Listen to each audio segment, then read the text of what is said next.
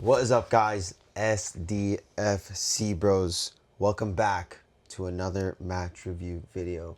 Cause it's been a pretty good weekend for us, huh? It's been a great weekend for us, man. I mean, I know Milan won. We're top of the table in crazy. Serie A, so that's pretty nice. SDFC top of the table in Serie A. Barca won. I think Barca did win. So I wonder it's what I don't even know if Chivas won or not. Damn, that's The kind of fake. what's it called? But guys, we're here to talk about SDFC finally getting first place, top of the Western Conference. So what a crazy, crazy weekend it was. But guys, if you guys are new here, make sure you guys like, comment, subscribe. Check us out. Links in the description below. TikTok, Instagram, and all that. And make sure y'all check out norte.mx for these dope hats. Get them before the Get them last before playoffs, playoffs. yeah. Get them before playoffs. But let's just jump right into it. Let's jump right into it. So this was a game decision day. There was a lot that needed to go our way us. A lot needed to go our way to get first place and to really cement ourselves in that position. We needed Vancouver to lose at home versus FC Dallas, and we needed LAFC to lose as well. And then obviously we needed a win, right? Anything less than a win, we would have gotten first place. So a lot went our way.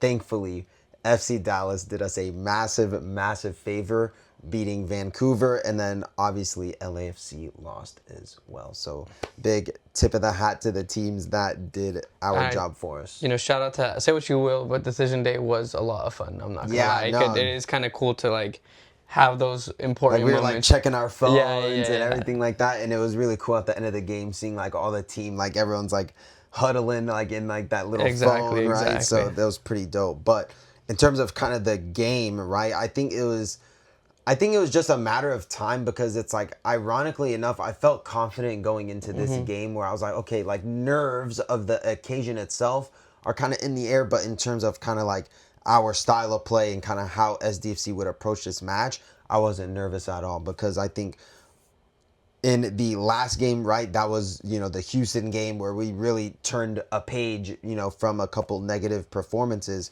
And now I think we're definitely on the trajectory that we need to go. What were your kind of thoughts like going into this game, and then we strike first in this game? Well, I think honestly my thoughts going into it were just like, okay, this is going to be a low scoring game, because again we haven't been scoring very much. Understood Pelly is up. He was up, but it didn't really feel like, okay, well, it's just one performance, who knows what's going to happen. So literally it was just like, okay, well, I feel like we're going to tie the game, or it's going to be a low scoring game if anything. So nerves were there. Obviously went the complete opposite way. But then seeing that starting lineup was really interesting. And I think we do have a lot to talk about on that left wing. Yeah. Somebody missing. So let's talk about, exactly. So let's talk about the lineups as it is, and we'll kind of dive deep into what we might think is kind of going on with that situation, with the stories kind of developing. So obviously 4-3-3, Dos Santos in goal, Harangi, McVeigh, Dua, Bombino back in the lineup from the USA. Amazing to have him too, by the way. Yeah, it's just a breath of fresh air. It's just so much more comforting having him back there. Just the total crazy to say insurance. About a 19-year-old. Yeah, crazy. But yeah, and then Valakari, Godoy, Zverskov in the midfield, and then Dreyer, Bayard, and Pellegrino on that left-hand side. Right. Where's Chucky, Carlos? Your guess is as good as mine, man, because I have no idea. I guess we're all guessing. Yeah, Mikey Vada said that it was just kind of internally something that they were talking about. What does that mean? It doesn't say injury. Yeah, so maybe he literally said an internal thing. It's an internal thing. Do you think it's kind of like disciplinary? I know he played on Tuesday with Mexico, and then you play Saturday, so maybe it's like, okay, he's just not fit for the game. Is it just kind of insurance where we want to get him ready for playoffs? I don't know, but to leave him, leave him at home is crazy. Is interesting to say the least. Maybe he's sick. Maybe something like that. Maybe coming back from jet lag from the Mexico game. Maybe, I don't know. Maybe he was a day. Who knows? Maybe he took an extra day of vacation, whatnot. But still interesting. I still sit and think though we're better. Yeah, I mean, look, I'm always a words talk, numbers scream, right? And I mean, you've been out. I'll give you your credit where credit is due. You do say that we play a lot better with Chucky. I'm kind of like on the fence about it. I'm definitely more on the side of, I think Chucky is definitely more of a asset, right, for us when he's on the pitch. But it's like, look, Pellegrino on that left-hand side, whether he was playing strict left wing or not, don't think he was. I think it was more of a two-striker setup. Right. I think Bayard was playing a little bit more deeper, kind of playing like center forward, cam position, and then Pellegrino, Dreyer were kind of doing their thing up top. What do you think that makes these games so differently when Chuki's not there? Because I feel like, for me personally, when Chuki's playing, it's just so one-dimensional sometimes. Yeah. And it's kind of just very easy to just pick apart and just so uninspiring. And it's somehow, without him, like this, it feels like the team just flows very much more dynamically. Yeah, I think you hit the nail on the head when you're saying that Chuki is one-dimensional in that sort of way. But then it's like, I don't know, then it gives me, second thoughts, because then I see a game where he plays like versus LAFC where he's, a lot more, flowing with the team and he's gelling and he's playing off of his teammates.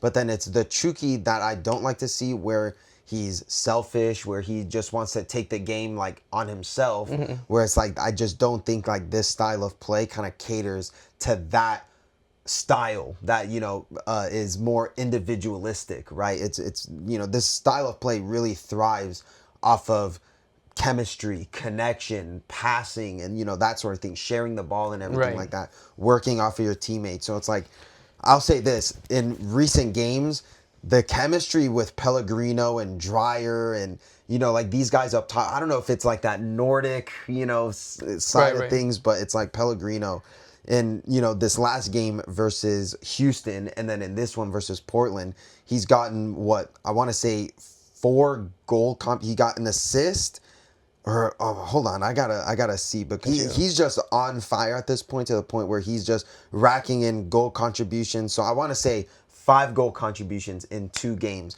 which is really nice. And again, it goes back to the conversation of this kind of number 9 thing, but it's like, I think Pellegrino is way better when he's not the sole striker, like in the middle. He's good when he can kind of link up playing. I think maybe, with this 4-3-3 or 4-3-1-2, however you say it, Pellegrino is best used when he has someone to work off of. And I think this was just the complete, case study to see how we can get the best out of a Pellegrino. So to answer your question, I guess, about Chuki and everything like that, I just don't see a Chuki performance like this, where it makes me confident in his ability like that. No, and I agree. And I think it also, like, having Chuki there kind of like, weirdly enough, like doesn't allow Dreyer to be like so freer. And I feel like having Dreyer be just a little bit more, I don't know, you know what I'm saying? Right, like, no, I hear it.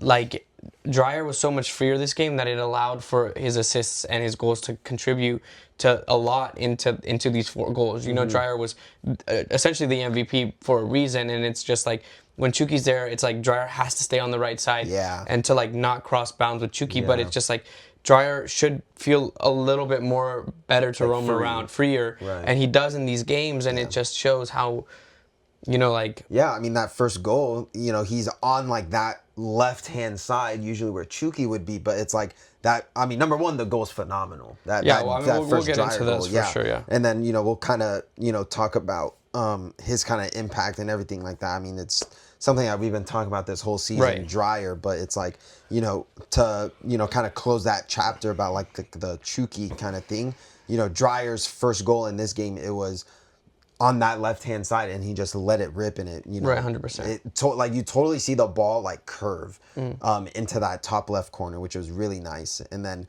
I think at that point, after that, the floodgates opened after that first Dreyer goal, and then literally 2 minutes after, on the vlog, you literally see I was literally running towards, because we were literally on the street, and then I just hear like everyone like chanting and screaming and stuff. But yeah, and then that second goal, a little chip. In Italian, we call it a cucchiaio, which is like the translation is like a spoon, but I don't know how, like, what the translation is, like, why is it called that, but he does a little chip goal on that second one, and it's just the quality oozes from Dreyer, right? Yeah, no, I think it's just important just to see how important Dreyer is, you know what I'm saying? It's stuff like this that really brings in like the MVP conversation again, and it's just like, I don't know how many times we talk about like just shooting from afar, how like important that is, and Dreyer's been trying that all season, and it finally came into fruition, and obviously pushed us 100% forward to come forward, do the best we can. Finish line. Yeah, over the finish line. But that goal was pivotal. Yeah. It was amazing goal. And then it allowed for that second goal to happen right afterwards from a terrible mistake from Portland. Yeah. But again, Dreyer just finishes it and just calm, composed, and you could see he was on it. And again, I think it's just like that rainy day, cold rainy day in Portland. Cold rainy day in Portland, But regardless, like those two things from Dreyer were just phenomenal to see, and it's just like that was a golazo to say the least. You know what I'm saying? Yeah, definitely. And I mean, after that, the floodgates open, right? We go another Pellegrino goal at the 63rd minute, and I think this was the game where I think Pellegrino silenced a lot of his critics. I was very critical of Pellegrino, right? It was the game. What game were we sitting? The game where he said hi to us. That very first time. Do you remember what game that was? I don't remember. Was it Portland the first time? I think it was Portland the first time. I think it was Portland when we clinched playoffs. It was when we tied. That was the game where, I was like, okay, like he can kind of inject something into this game, and then he kind of, regressed a little bit, and then now he's like back. So it's like, I guess in that time of regression, that's where the criticism started. I wouldn't even say regression. But hear me out. Let me land. I was like, okay, what more can Pellegrino do? I knew he could do better in terms of kind of linking up play and everything like that. And I was only saying I wanted him to link up play because that's how I know you could get the best out of him. Right. And for me, I feel like, kind of what I was mentioning earlier, to get the best out of Pellegrino, he needs to play off of somebody. Right. And that's what I was kind of wanting him to do, was instead of kind of maybe listening to Mikey Varas' instruction to kind of be that lone striker up top, maybe to get more involved with the play to kind of bring out the best in your quality. So that's kind of what I was trying to say, to get the best out of Pellegrino, to do more in a game. And I think in this game, he was... Yeah, no, I agree with you. The only thing I'd say is I don't think it was regression. We were just talking about a Pellegrino who just came from a team, like two games, and he had to get our understanding. You know what I'm saying? Right. I wouldn't say regression. He just didn't really fit well. But I think Pellegrino has an important... I think he has a bone to pick with not only SDSC fans, but like himself. He's pretty old at this point. He's been in MLS for a while. This could just be, and San Jose just throws him away. You know what I'm saying? In the last second, I think he's gelled very well with this team, and he now has an opportunity to really be in a playoff contention spot. And I think he kind of has a bone to pick with everybody around him, who's kind of written him off as like this older player. Yeah. And sit there and say, no, there's still something in me, and I'm going to end, hopefully, the season giving my all to San Diego in this playoff contention round. You know what I'm saying? Yeah. And I think that's like what I'm seeing from Pellegrino, and something that I felt from the beginning. It just, when he got here, he was all smiles and ready, and almost like a F you to San Jose or my other people, like, give me a good team and I'll show out. Don't write me out. Yeah, I mean, just looking at this right now, 13 matches this season with San Jose, 1 goal, 1 assist. He's already broken his goal scoring contributions with San Diego FC. So I think that just kind of, it's a telltale sign. You give me, the right tools, then I could produce some goals. Exactly, and I think that's kind of where it came in, and that's what's happening. And I think he's ready to prove people wrong and say like I'm here to win playoffs as well too, and show to the world like I can keep doing it. And I mean clearly, I mean he's what, 31, I think 32. No, older, bro. He's I think like 34, 35. He is 35. Yeah, 35. He's an old man. I mean, he's close to being done. You know what I'm saying? Yeah. Like, don't get me wrong. This is like his last. Yeah, so he's here to do it, and I think he's very happy to do it with San Diego. Certainly. Yeah, I agree 100%. And I mean, look, I think, we talk about players, individual performances, but I think game plan spot on for Mikey Varas. Agreed. It's really refreshing to kind of see a coach really read the game well and to really prepare these guys in the best way possible. And I mean, what a turnaround from the last time we played Portland. 0-0, right? We were really wasteful in front of goal, and we were really, not, I don't want to say like ready, but it's just there was a lot of loose ends that needed to be tied up in that game. And I think we had a lot of unfinished business in that game, right, when we played in San Diego compared to this one. And I think we totally just put it to bed 100%. Right. No, Yeah, go ahead. I agree, and I mean Portland didn't play to the greatest ability as well either. And Well, so do you think it was more Portland not really playing well, or do you think it was San Diego I FC don't think just kind of I doing? think Portland had like 2 or 3 mistakes that led to very clinical like goals or things like that. So I don't know. I don't think Portland showed up to the best of their ability as well. That's my take on it. I think San Diego still again. I don't think that we can't beat an LAFC. I don't think we can't beat a Vancouver, but I don't think we come out 4-0 against a team that's. No, of course. I mean, look, I understand. So I just it's a 4-0 because I think Portland didn't play as well. Of course, but it's like, look, for me, it's like I think if Portland, right? For me, you should be beating a Portland 4-0. Of course, right? It's 100%. like they're 8th place, right? And I mean, maybe the table isn't like a way to kind of justify results or anything like that, but it's like I get your point also where it's like, okay, we're not maybe going to beat a Vancouver 4-0 or anything like that. These are top teams. Like a Vancouver LAFC, I mean, if you beat them 4-0, that's a belt to ass. Like, that's like a statement win. But it's like, for me, it's like when you're playing kind of lower opposition, I want you to show your quality. And for me, I think San Diego FC showed their quality in this game more so than Portland kind of just like laying on their backs and just letting us. I think they kind of laid on their backs a little bit. Well, because I mean, at that point during the game, they didn't have a playoff spot secured. Right. No, so they still had something to fight for too. I agree that, but I don't think they played the very best. And I think after the second goal from Dreyer, it kind of was just like it was over. I hear, yeah. I mean, I get. I think even just the second goal, it was just kind of like. I get what you're saying. Two complicated mistakes from them. Humbly, I'll disagree. Yeah, that's fine. I'll disagree with you, but yeah. Other than that. Blow the water and all the stats, right? Winning in possession and all that. 94% pass accuracy. That's something I like to see, to be honest. But yeah, overall, very, very strong game from San Diego FC. Really nice to kind of close out the season on a high. And I think we're riding a lot of momentum. And I think this is really good for playoffs, which we could potentially... Especially to come back to San Diego. Which we have not been doing great in, by the way, actually. Yeah, our home form is a little dodgy, right? I think, ironically, we play a lot better away from home than at home, exactly. Right? But we play either Real Salt Lake or Portland. And then we break our record, too. Of most points. Yes. Yeah. We officially have the most points.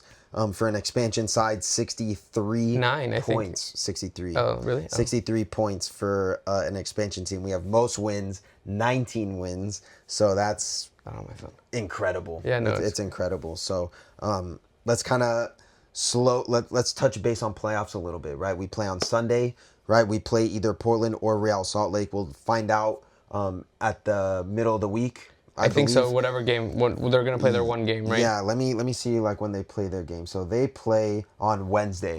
So we'll find out Wednesday. I think it's just a one game. Yeah, it's just a one game because then they were coming playing Sunday. So yeah, it's a one game. Yeah, so it's a one game. So they'll be in Portland for that game. So we'll definitely keep tabs on that. Who wins? Ooh, that's a good one. I think Real Salt Lake. I think they take it. I think their team just has a little bit more quality than a Portland. So yeah, and I agree with you, and I think that's just a little telling too, because it's gonna suck because Real Salt Lake came to San Diego. We beat them over there, and then they came here, and we beat them. So right now, it's just one of those Achilles heels team, and if any team's gonna knock us out, like that out of water, it could be Real Salt Lake. Yeah, I mean, you make a good point. So it's like I think thinking about that, right? I think if we play Portland, I think we have a better chance. Agreed. I think it's definitely. I'm not gonna say sign, seal, deliver. Of course not. But I think it's definitely kind of more on our side. But Real Salt Lake, they're a tough team. Against us, especially. They're scrappy. Scrappy. I think I will say when they did play us in San Diego, I don't know. Something tells me I think it was more so we lost that game more so than they beat us. Agreed. But still, I mean, even their first game, we were still kind of but we were just brand new. But still, even that first game against them, it was kind of I don't know, but they are a scrappy team. No, they're a scrappy team. I think they're a respectable side as well. I think they're one of those teams that they kind of fly under the radar a little bit. I know they definitely kind of picked it up, especially towards the tail end of the season, grabbing results to get into a playoff spot. So RSL bros, we might have to do a link up again. We might have to. We'll playoff. See. So I hope y'all get to playoffs to be in the Come down to San Diego. Yeah, come down to SD again. Yeah. You know, I think that'll be a nice little time. We'll figure it out. So, but yeah, so I think we'll play Real Salt Lake in the first round of playoffs, and I think that'll be really interesting for us to kind of just witness the spectacle. Right, a lot of these players haven't played a lot of tough, high intensity matches, Right. and I think this is something that I think will play up to the occasion. Again, like I said, I think we are riding that momentum in this game. I think, a lot of these players are firing on all cylinders at this point. So I think, I think we're on the right track. We'll see how it goes. Yeah. For sure. First game will be important. Yeah, definitely. I think first game will be really important to the fact that it sets the tone. It sets 100%. The tone. And I mean, I'm more than confident in Mikey Varas to prepare these guys, right? Let's actually talk about Luca de la Torre. Yeah, let's talk about Luca de la Torre. So obviously there's kind of this story going around of Luca de la Torre and how Celta Vigo are kind of playing hardball a little bit for us to keep him. Right. So this MLS transfer Twitter, I don't know if he's a Twitter troll or something like that, but San Diego FC have started conversations with Celta Vigo. As of today, they will not be picking up the purchase option on De La Torre at his current price. So it's like, to me, this is like a contradiction because it's like we have conversations with Celta Vigo, but we're not willing to pick up the purchase option. So either we want him for less or Celta Vigo want him for more. I think we want him for less. I think so as well. Yes. I think we're being a little cheap. De La Torre, 5 goals, 1 assist across all comps for SDFC. What do you kind of make of this? Yeah, I mean, it's not great news. I know in the in SDFC Nation's Instagram, there's a lot of give and take from a lot of fans. Yeah, including yourself. A lot of conversations. For me personally, I would sit here and say, I think it's important to keep Luca de la Torre. I think that his performance is very well on the team. I know lately he hasn't been getting the starts. But I don't think that's lack of performance. I think that's just lack of manage his minutes. Yeah, managing his minutes. But I think he's a workhorse on the team, and I think he injects a lot of energy that's important for our team. I mean, it speaks for yourself. Somebody who, I don't think he was producing that in Celta Vigo, but 5 goals is pretty remarkable, from his position. Not only that, when we look at those 5 goals, all or most massive goals. Important goals for San Diego. And so it just shows that, Luca de la Torre does show up in important games and injects a bit of energy that is needed. Obviously, San Diego bias. He's San Diegan, so it's great to keep a player like that. But essentially, and a conversation that me and you are having through this is just, if we don't keep Luca de la Torre, I don't understand of a better replacement. I understand Soma. Soma is here. But if the case is that we're going to keep Soma and he's his replacement, why are we not playing Soma more? Mm-hmm. I get it, he's 19, but we were playing David Vasquez out of nowhere. We're playing Luca Bombino out of nowhere. So if that's the same case, I don't understand why it's there. And I don't see another replacement for Luca de la Torre that you're going to pay for less. Unless you're willing to pay more for a better player. To get the same quality for less. Yeah, you're not going to get that. There's not going to be another player that's going to do that. Unless you're willing to shell out more for a more veteran player in that position. But again, you're shelling out more. And maybe if that's the case, fine. But I think we can take another 2 seasons with Luca de la Torre, truly. Yeah, I agree. And it's like, look, I don't want this to be kind of like an Iloski type situation where we're just penny pinching and we just can't find a deal and everything like that. And again, I do 100% agree with you. I think Luca de la Torre does a lot of the kind of dirty work, and he does kind of the things to kind of, sweep up the midfield and just keep it nice and tidy. And I think he does a lot of the things that stats don't show. I think he does a lot of the things that, the numbers aren't going to account for, right? Yeah, goals and assists, that's a really nice numbers, thing to have on your resume. But for me, I just don't think that he's that type of midfielder, right? Even though I would say a good majority of his 5 goals have come in massive moments, like how you mentioned. So I think for me, it would be way more of a benefit to keep Luca de la Torre. And I think maybe his ceiling isn't as high, but I think that there is still some things that he can bring to us that is going to be useful for the whole rest of the team. And look, like he's not a bad player, like by any means. Like he's not like looking at like these comments, it's like this guy, love Luka, but he's fallen off and showed similar form when he was in Spain. Wasn't good enough to be there. He might not be here either. It's like, what are we saying here? Like that to me is like, that's an ignorant comment. I agree. Because it's like you're comparing the quality of La Liga to MLS, which it's just complete like in the complete like different atmosphere. And also, it's just like for me, it's like, how are you trying to rate Luca de la Torre? Right. Then? Like, where is your rating scale? Because it's like, are you thinking like, did San Diego FC buy him and you think he's gonna be the next coming of Iniesta? Right. No. Like, or like giving assists left and right. Yeah. Like, it's just not.